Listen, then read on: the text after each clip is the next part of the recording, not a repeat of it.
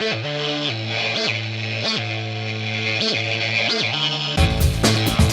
F1 night race in Singapore is flagging off on September 27, and if you are thinking of taking some impressive snaps, we have tips for you.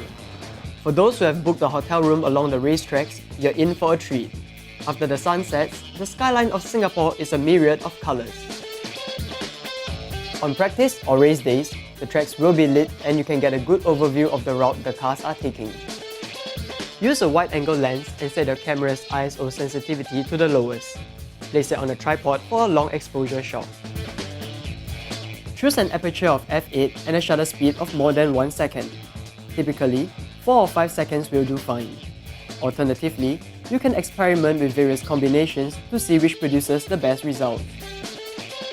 If the room you're staying in doesn't have a balcony and you have to shoot behind glass windows, use a polarizer filter to reduce reflections. If you intend to take pictures of the F1 cars from your hotel room, you will need a telephoto lens to get some close-up snaps of these speed demons. Otherwise, you can head to the streets to get closer to the action.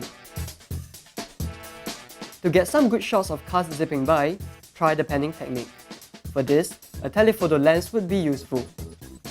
Find out where the cars will be coming from and where you want to press the shutter. If your DSLR has a continuous autofocus function, use that to keep your shot sharp. Keep your eyes on the viewfinder, and once the cars enter the frame, place them in the center and follow them to the spot where you want to press the shutter. But remember to follow through with the panning motion in order to achieve the streaking effects. If you're shooting behind the fence, the autofocus on your camera may be confused. In this case, you may want to switch to manual focus or find another spot to shoot the rays. You're probably wondering whether or not to use a flash when panning the shot. Well, on the night of the race, the tracks will be very well lit, so you probably will not need a flash.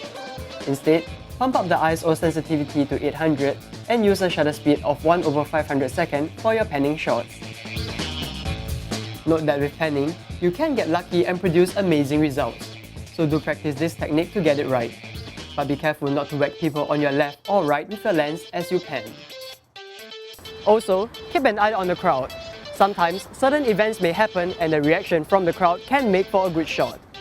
We hope these tips have been useful for you. Have a good time shooting the race!